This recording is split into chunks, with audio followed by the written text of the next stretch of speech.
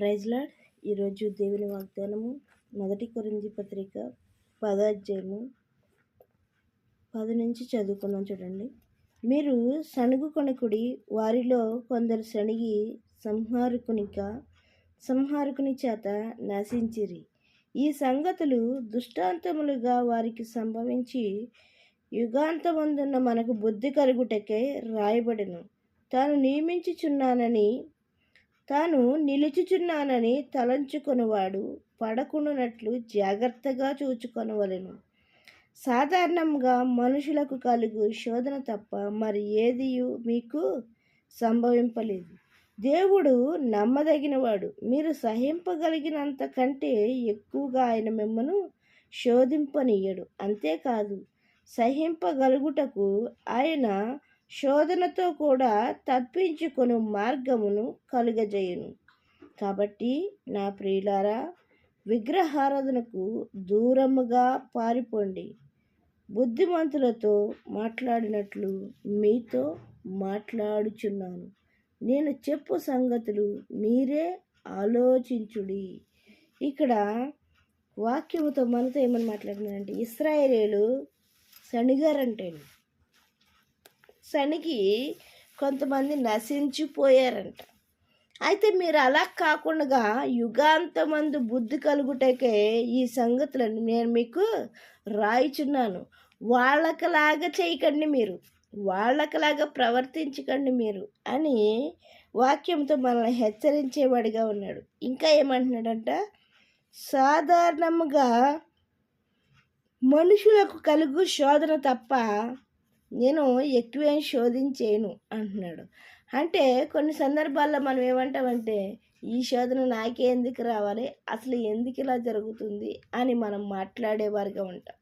కానీ ఇంకా శోధనతో పాటు తప్పించుకునే మార్గాన్ని కూడా ఆయన కలుగజేస్తున్నాడు అంటే.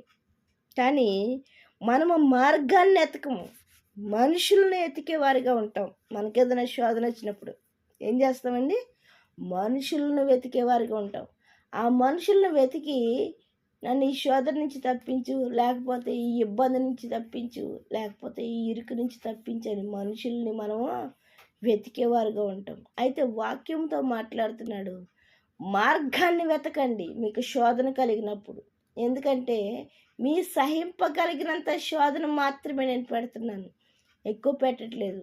అయినా కూడా మనం ఏం చేస్తామంటే, తట్టుకోలేకపోతున్నాం ప్రభువా అన్నట్టుగా మాట్లాడేవారిగా ఉంటాం. అయితే వాక్యంతో హెచ్చరిస్తున్నాడు ఆయన. శోధనతో పాటు తప్పించుకునే మార్గాన్ని తెలియజేస్తున్నాడు ఆయన. ఆ మార్గాన్ని మనము వెతికేవారిగా ఉండాలి. మనుషులను కాకుండా ఆ మార్గాన్ని వెతికినట్లయితే దాన్ని మనము తప్పించుకుంటాం. ఎందుకంటే నేనే మార్గము, నేనే సత్యము, నేనే జీవం అని చెప్పిన దేవుడే మనకి మార్గము. ఆ దేవుని యందే మనం విశ్వాసంతో నమ్మకంతో ఉన్నట్లయితే ఈ శ్రమ నుంచి ఎలా తప్పించాలనేది ఆయన ఒక మార్గాన్ని చూపించేవాడిగా ఉంటున్నాడు. ఆ మార్గాన్ని మనం నమ్మినట్లయితే మనుషులను కాకుండా మన యొక్క ప్రతి శోధన నుంచి మనము తప్పించబడేవారిగా ఉంటాం, విడిపించబడేవారిగా ఉంటాం. ఇంకా ఏమంటున్నాడు, దేవుడు నమ్మదగినవాడు. ఏంటంట, మన దేవుడు నమ్మదగినవాడు.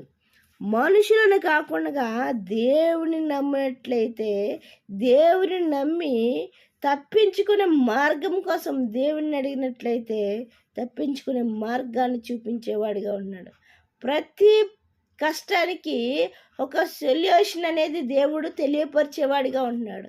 కానీ మనము మార్గాన్ని వెతకకుండా మనుషులను వెతికేవారుగా ఉంటాం. అయితే జాగ్రత్త, వాక్యముతో మాట్లాడుతున్నాడు. మీరు శోధన వచ్చినప్పుడు ఆయన యొక్క మార్గము చూపించడానికి సిద్ధంగా ఉన్నాడు. ఆ మార్గం కోసం ఆయనకి ప్రార్థించేవారుగా ఉందాం. ఇంకా ఏమంటున్నాడు, మీరు విగ్రహారాధనకు పారిపోండి, దూరముగా ఉండండి అంటున్నాడు. నువ్వు దేన్నైతే ఎక్కువగా ప్రేమిస్తున్నావో అదే విగ్రహారాధన అని చెప్తున్నాడు. కాబట్టి ఏంటంట, ఆ విగ్రహాలకి దూరముగా ఉండండి. మీరు దేన్ని ఎక్కువగా ప్రేమించొద్దు. ఎందుకంటే ఆ ప్రేమ వల్ల విసిగిపోయి ఎలా అయిపోతారు? సిక్కిపోయేవారుగా, ఇంకా అనారోగ్యం పాలైపోయేవారుగా ఉంటారు. వాళ్ళు సడన్గా వదిలేసి వెళ్ళిపోయినప్పుడు, మీ జీవితంలో ఉండకుండా చేసినప్పుడు, వాళ్ళు దూరమైనప్పుడు, ఆ విగ్రహారాధన అంటే నువ్వు దేన్నైతే ఎక్కువగా ప్రేమిస్తున్నావో అదే విగ్రహం అంటున్నాడు. వాటి నుంచి దూరపడండి. మీ కష్టం నుంచి విడిపించుకోవడానికి మార్గం ఏదైతే ఉందో ఆ మార్గాన్ని మనము వెతికేవారిగా ఉందాం. దేవుడి చిన్న పరిశుద్ధ వాక్యం దీవించును గాక. వాక్య పరిచర్యలో మీ సహోదరి.